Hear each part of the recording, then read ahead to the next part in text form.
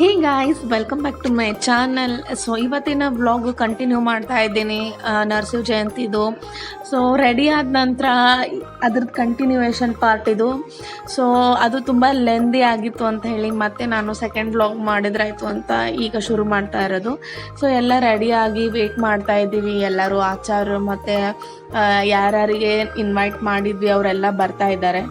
So ರಾತ್ರಿ 7:30 ಆಗ್ತಾ ಇತ್ತು. ಹಾಗಾಗಿ ನನ್ನ ಮಗ ಆನ್ ಟೈಮಲ್ಲಿ ಆ್ಯಕ್ಚುಲಿ ರಾತ್ರಿ ದಿನ ನಾನು ಜಾಸ್ತಿ ಬ್ಲಾಗ್ ಮಾಡಲಿಕ್ಕಾಗಿಲ್ಲ. ನನ್ನ ಮಗನಿಗೆ ಏನೋ ಗೊತ್ತಿಲ್ಲ, ಮೇನ್ ಪ್ರೋಗ್ರಾಮ್ ಯಾವಾಗ ಶುರು ಆಗುತ್ತೆ ಆ ಟೈಮಲ್ಲೇ ಅವ್ನಿಗೆ ಏನಾದರೂ ಕಿರಿಕಿರಿ ಆಗಲಿ ಏನಾದರೂ ಡಿಸ್ಟರ್ಬೆನ್ಸ್ ಆಗಲಿ ಆಗಿಬಿಡುತ್ತೆ. ಸೊ ಅವನಿಗೆ ಸ್ವಲ್ಪ ಹೀಟ್ ತಡ್ಕೊಲಿಕ್ಕಾಗಿಲ್ಲ ಸ್ವಲ್ಪ. ಹಾಗಾಗಿ ನೋಸ್ನಲ್ಲಿ ಪಿಂಪಲ್ ಥರ ಬಂದಿತ್ತು. ಮುಟ್ಟಿದ್ರೆ ಸಾಕು ಅಳ್ತಾ ಇದ್ದ. ಹಾಗಾಗಿ ಏನಂತಾರೆ ಆನ್ ಟೈಮಲ್ಲೇ ನಾನು ಯಾವುದು ರೆಕಾರ್ಡ್ ಮಾಡಬೇಕಾಗಿತ್ತು ಜಾಸ್ತಿ ಅದು ಮಾಡಲಿಕ್ಕೆ ಆಗಿಲ್ಲ. ತುಂಬ ಅಂದರೆ ತುಂಬ ಹತ್ತು ಅವನಿಗೆ ಹಾಸ್ಪಿಟಲಿಗೆ ತೋರಿಸ್ಕೊಂಬರೋದಾಯಿತು ಜಸ್ಟ್ ವಿಸಿಟ್ ಮಾಡಲಿಕ್ಕೆ. ಸ್ವತಃ ಅವನೇ ಈಗಿನ ಜನ್ರೇಷನ್ ನಾವು ಡಾಕ್ಟರ್ ಅಂದರೆ ಅಂಜಿಬಿಡ್ತಿದ್ವಿ. ಈಗ ಅವರು ತಾವೇ ಹೇಳ್ತಾರೆ ನನಗೆ ತ್ರಾಸಾಗ್ಲಿಕ್ಕತ್ತದ ದವಾಖಾನೆಗೆ ಕರ್ಕೊಂಡೋಗು ಅಂತ. ಸೊ ಈ ರೀತಿ ಜನ್ರೇಷನ್ ಇದು. ಸೊ ಸ್ವಲ್ಪನೂ ಅಂಜಿಕೆ ಇಲ್ಲ ಡಾಕ್ಟರ್ ಅಂದರೆ. ಸೊ ಇದರ ಸಂಭ್ರಮದಲ್ಲಿ ಇಷ್ಟು ರೆಡಿ ಆಗಿದ್ದು ವ್ಯರ್ಥ ಅನ್ನಿಸ್ಬಿಡ್ತು. ಸೊ ಹಾಗಾಗಿ ಏನು ಮಾಡಲಿಕ್ಕೆ ಆಗೇ ಇಲ್ಲ. ಈಗ ಆಲ್ಮೋಸ್ಟ್ ಎಲ್ಲ ಪೂಜಾ ಮುಂಜಾನೆ ಮುಗಿದಿತ್ತು. ಸೊ ಇಲ್ಲಿ ಫಳಾರ್ ಮಾಡಿತ್ತು, ಅಂಟಿನುಂಡಿ, ಗುಲಾಬ್ ಜಾಮೂನು, ಆಮೇಲೆ ಉಪ್ಪಿಟ್ಟು, ಮಾವಿನಕಾಯಿ ಪಾನಕ, ಮೆಣಸಿಕಾಯಿ ಕರಿತಾರಲ್ಲ ಗೊತ್ತಿರುತ್ತೆ ನಿಮಗೆ. ಸೊ ಎಲ್ಲ ರೆಡಿಯಾಗಿದೆ. 2 ದಿನಕ್ಕೋಸ್ಕರ ಅಡುಗೆಯವ್ರಿಗೆ ಕರೆಸಿದ್ವಿ. ಸೊ ಇಲ್ಲಿ ಪಾಠ ಪೂಜೆ ಸಲುವಾಗಿ ಪೂಜೆ ನಡೀತಾ ಇದೆ. ಸೊ ಎಷ್ಟು ಮಂದಿ ಆಚಾರ್ಯ ಇರುತ್ತಾರೆ ಅಷ್ಟು ಮಂದಿ ಇದು ಪಾಠ ಪೂಜೆ ಮಾಡೋದು. ಸೊ ಇಲ್ಲಿ ಅದೇ ಮಾಡ್ತಾ ಇದ್ರು. ಸೊ ಇದೇ ಟೈಮಲ್ಲಿ ನನ್ನ ಮಗ ಅಳೋದು ಒಟ್ಟ ನಿಂದಿರ್ತಾನೆ ಇರಲಿಲ್ಲ.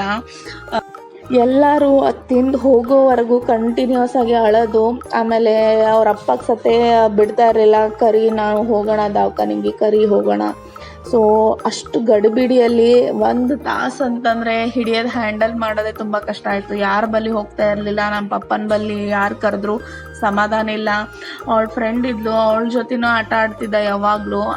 ಅಕ್ಕಿ ಸತೆ ಆಟ ಆಡ್ಲಿಕ್ಕೆ ಬಂದರು ಡೈವರ್ಟ್ ಮಾಡೋದು, ಮೊಬೈಲ್ ತೋರಿಸಿದ್ರು, ಒಟ್ಟ ಸಮಾಧಾನ ಇರಲಿಲ್ಲ ಪಾಪ ಅವನಿಗೆ. ಸೊ ಹಾಗಾಗಿ ನನಗೆ ಜಾಸ್ತಿ ವಿಡಿಯೋ ಮಾಡ್ಲಿಕ್ಕೆ ಆಗಲೇ ಇಲ್ಲ.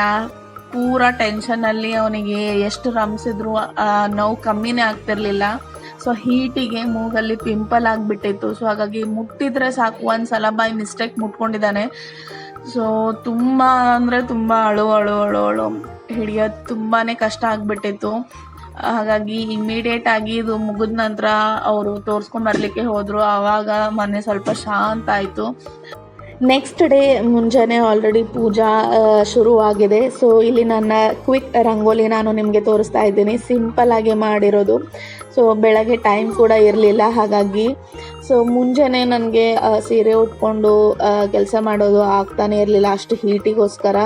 ಸೊ ಡ್ರೆಸ್ ಹಾಕ್ಕೊಂಡು ಅದಾದ ನಂತರ ಆರತಿ ಟೈಮಲ್ಲಿ ಅಂದರೆ ಪೂಜೆ ಟೈಮಲ್ಲಿ ಸೀರೆ ಹಾಕ್ಕೊಂಡ್ರಾಯ್ತು ಸ್ವಲ್ಪ ಹೊತ್ತಾದ ನಂತರ ಅಂತ. ಬೆಳಗ್ಗೆ ಮುಂಜಾನೆ ಎದ್ಕೂಳೇ ಹಾಕ್ಕೊಂಡು ತುಂಬ ಅಂದರೆ ತುಂಬ ಹ್ಯೂಮಿಡಿಟಿ ಇತ್ತು. ಹಾಗಾಗಿ ಸೀರೆ ಉಟ್ಕೊಂಡು ನಡೆಯೋದು ತುಂಬಾ ಕಷ್ಟ ಆಗ್ತಾಯಿತ್ತು ನನಗೆ.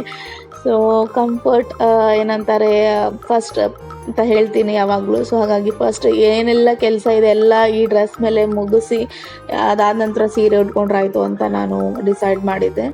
ಸೊ ಎಲ್ಲ ರಂಗೋಲಿ ಎಲ್ಲ ಹಾಕಿದ ನಂತರ ಸುಮಾರು 10 ಗಂಟೆ ಆಗಿರ್ಬೋದು ಅನ್ಕೋತೀನಿ. ಸೊ ಆವಾಗ ಏನಂತಾರೆ ನಿನ್ನೆ ಫಳಾರ್ದು ಅಂಟಿನುಂಡಿ ತುಂಬ ಅಂದರೆ ತುಂಬಾ ಟೇಸ್ಟಿಯಾಗಿತ್ತು. ಸೊ ತುಪ್ಪದಲ್ಲಿ ಆ ಫ್ಲೇವರ್ ಬರ್ತಾಯಿತ್ತು, ಡ್ರೈ ಫ್ರೂಟ್ಸ್ ಎಲ್ಲ ಬಾಯಲ್ಲಿ ತುಂಬ ಚೆನ್ನಾಗಿ ಬರ್ತಾಯಿತ್ತು. ಸೊ ಹಾಗಾಗಿ ತುಂಬಾ ಟೇಸ್ಟಿ ಮಾಡಿದರು. ಹಾಗಾಗಿ ಮುಂಜಾನೆ ಅದನ್ನು ನಾನು ಎಲ್ಲರೂ ಕಲಿತು ತೊಗೊಳ್ತಾ ಇದ್ವಿ.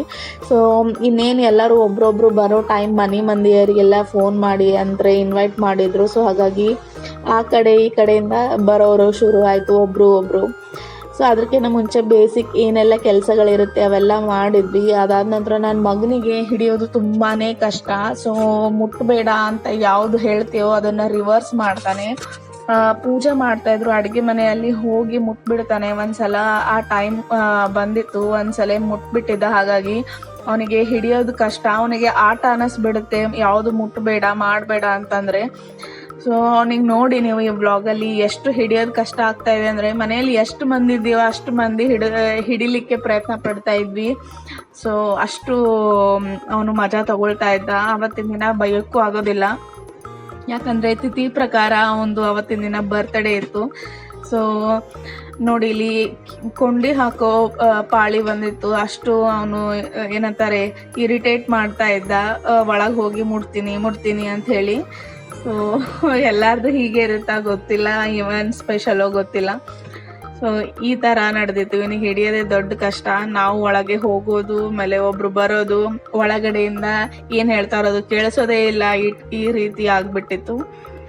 ಮನೆಯಲ್ಲಿ ಹಬ್ಬ ಹರಿದಿನಗಳಲ್ಲಿ ಈ ರೀತಿ ಫ್ಯಾಮ್ಲಿ ಎಲ್ಲರೂ ಬರೋದು, ಮಾತಾಡೋದು, ಸೊ ತುಂಬಾ ಚೆನ್ನಾಗಿ ಅನಿಸುತ್ತೆ. ಹಬ್ಬಗಳಲ್ಲಿ ಎಲ್ಲರೂ ಇರೋದು ಪ್ರೆಸೆಂಟ್ಸ್ ತುಂಬ ಒಂದು ಹಬ್ಬದ ರೀತಿ ವಾತಾವರಣ ಅನಿಸುತ್ತೆ. ಸೊ ಹಾಗಾಗಿ ಅವ್ರದ್ದು ಅಕ್ಷುಂದು ಅತ್ತೆ ಆಗಲಿ ಮೌಶಿ ಆಗಲಿ ಯಾರೇ ಆಗಲಿ ಅವನು ಸ್ವಲ್ಪ ಜಾಸ್ತಿ ಹಚ್ಕೊಂಡ್ಬಿಡ್ತಾನೆ.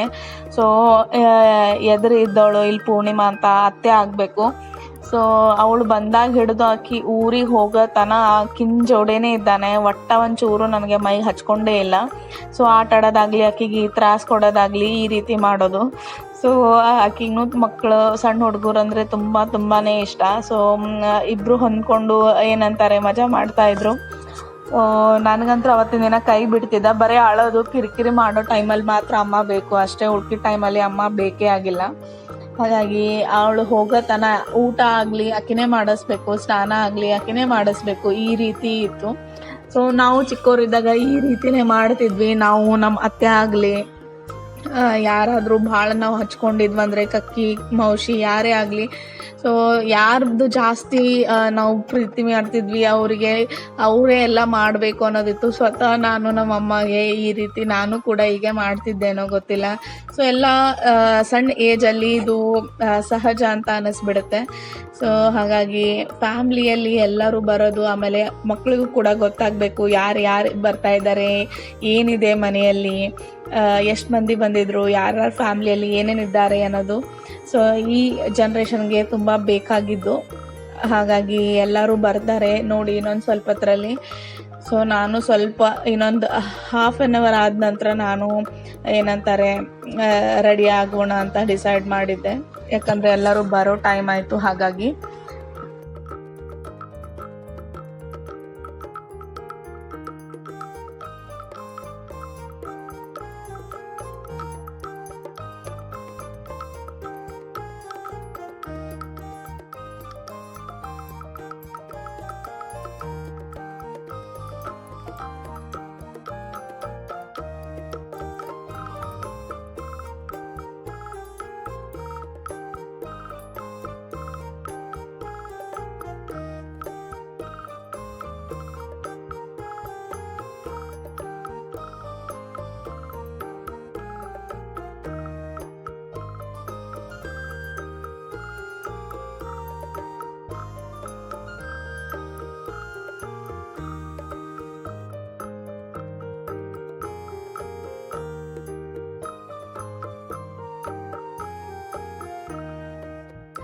ಸೊ ಇಲ್ಲಿ ನಾನು ರೆಡಿಯಾಗಿ ಕೂತ್ಬಿಟ್ಟಿದ್ದೀನಿ. ಆಲ್ಮೋಸ್ಟ್ ಎಲ್ಲರೂ ಒಬ್ಬರು ಬರ್ತಾ ಇದ್ದಾರೆ. ಸೊ ಹೀಗೆ ಮಾತಾಡ್ಕೋತಾ ಪೂಜೆ ಮುಗಿಯೋತನ, ಅಡುಗೆ ಆಗೋತನ ನಮ್ಮ ಕೆಲಸ ಏನು ಇರೋದೇ ಇಲ್ಲ. ಈ ರೀತಿ ಆರಾಮಾಗಿ ಮಾತಾಡ್ಕೋತಾ ಟೈಮ್ ಪಾಸ್ ಮಾಡೋದು.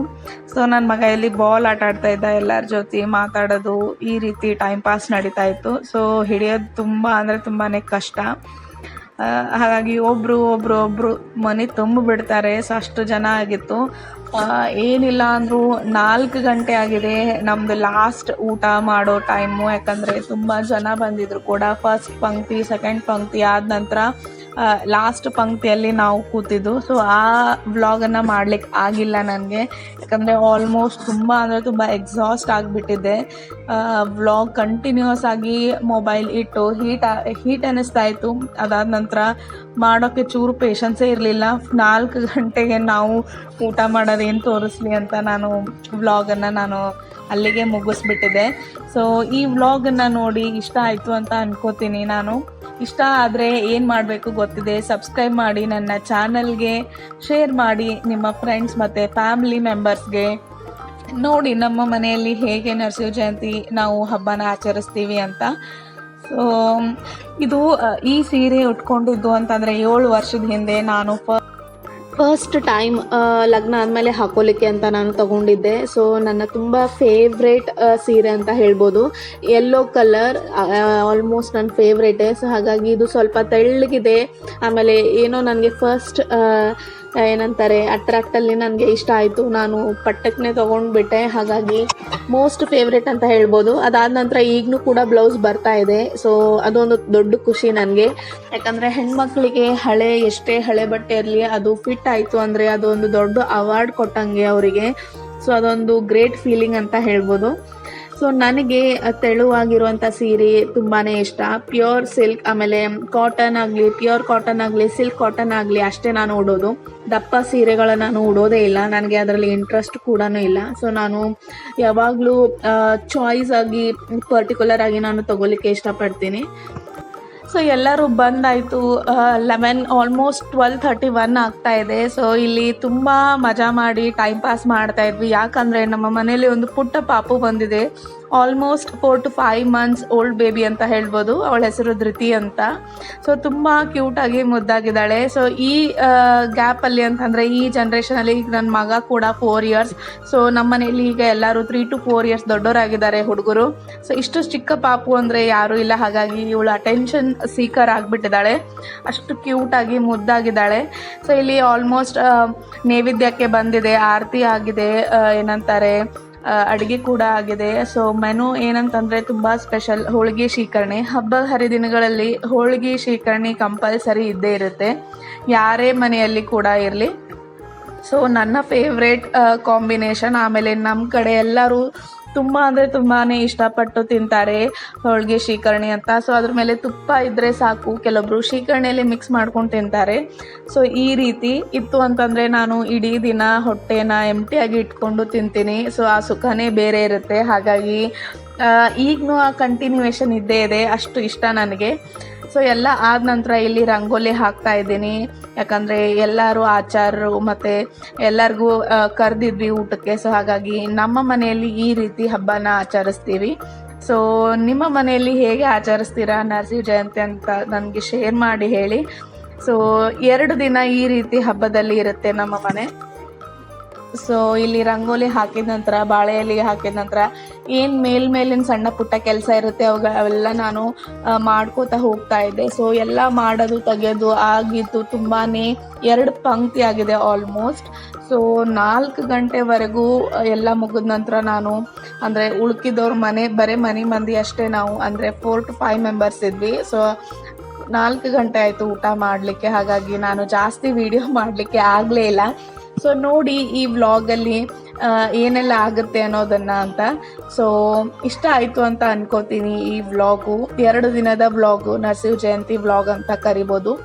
ಸೊ ತುಂಬ ಖುಷಿಯಾಗುತ್ತೆ ಹಬ್ಬ ಹರಿದಿನಗಳಲ್ಲಿ ಈ ರೀತಿ ಮಾಡೋದಾಗಲಿ, ಒಟ್ಟಿಗೆ ಕೂಡೋದಾಗಲಿ, ಊಟ ಮಾಡೋದಾಗಲಿ, ಏನೋ ಒಂದು ಸ್ವಲ್ಪ ತೃಪ್ತಿ ಕೊಟ್ಟಂಗೆ ಈ ರೀತಿ ಇರುತ್ತೆ. ಸೊ ಹಾಗಾಗಿ ಸೊ ಇದೆಲ್ಲ ಆದ ನಂತರ ತುಂಬ ಅಂದರೆ ತುಂಬ ಟಯರ್ಡ್ ಆಗಿಬಿಟ್ಟಿದ್ವಿ. ಮೇಲೆ ಶಕೆ ಬೇರೆ, ಆಮೇಲೆ ಇಷ್ಟು ಲೇಟಾಗಿ ಊಟ ಹೋಗೋದೇ ಇಲ್ಲ. ಸೊ ಎಷ್ಟು ಹೋಗುತ್ತೋ ಅಷ್ಟನ್ನು ಮಾಡಿ ತುಂಬಾ ರೆಸ್ಟ್ ಮಾಡಿಬಿಟ್ವಿ ಇಮಿಡಿಯೇಟಾಗಿ. ಅಷ್ಟು ಏನಂತಾರೆ ಸುಸ್ತಾಗಿಬಿಟ್ಟಿತ್ತು. ಯಾಕಂದರೆ ಅವತ್ತಿನ ದಿನವೇ ನಾವು ಬ್ಯಾಕ್ ಟು ಪೂನಾ ಬರೋರಿದ್ವಿ. ಹಾಗಾಗಿ ಸ್ವಲ್ಪ ರೆಸ್ಟ್ ಇರಲಿ. ಆಮೇಲೆ ಆದ ನಂತರ ಮತ್ತೆ ನಾನು ಪ್ಯಾಕಿಂಗ್ ಮಾಡಿಕೊಂಡು ಬರೋದಿತ್ತು. ಹಾಗಾಗಿ ಜಾಸ್ತಿ ಡೀಟೇಲ್ ಆಗಿ ವಿಡಿಯೋನ ಮಾಡಿಲ್ಲ ನಾನು. ಸೊ ಈ ರೀತಿ ನಾನು ಎಷ್ಟಾಗುತ್ತೋ ಅಷ್ಟನ್ನು ನಾನು ಚಿಕ್ಕ ವಿಡಿಯೋ ಮಾಡಿ ಇಲ್ಲಿ ವ್ಲಾಗಲ್ಲಿ ನಾನು ನಿಮಗೆ ಶೇರ್ ಮಾಡಿದ್ದೀನಿ. ಸೊ ನೋಡಿ, ಮತ್ತೆ ಇಷ್ಟ ಆಯಿತು ಅಂದರೆ ಏನು ಮಾಡಬೇಕು ಗೊತ್ತಿದೆ. ಸಬ್ಸ್ಕ್ರೈಬ್ ಮಾಡಿ ನನ್ನ ಚಾನಲ್ಗೆ, ಶೇರ್ ಮಾಡಿ ನಿಮ್ಮ ಫ್ರೆಂಡ್ಸ್ ಮತ್ತು ಫ್ಯಾಮಿಲಿ ಮೆಂಬರ್ಸ್ಗೆ. ಸೊ ಮತ್ತೆ ನಾನು ಮುಂದಿನ ಬ್ಲಾಗಲ್ಲಿ ಸಿಗ್ತೀನಿ. ಅಲ್ಲಿವರೆಗೂ ನೋಡ್ತಾ ಇರಿ, ನಗ್ತಾ ಇರಿ, ಖುಷಿಯಾಗಿರಿ. So thank you for watching. Bye bye.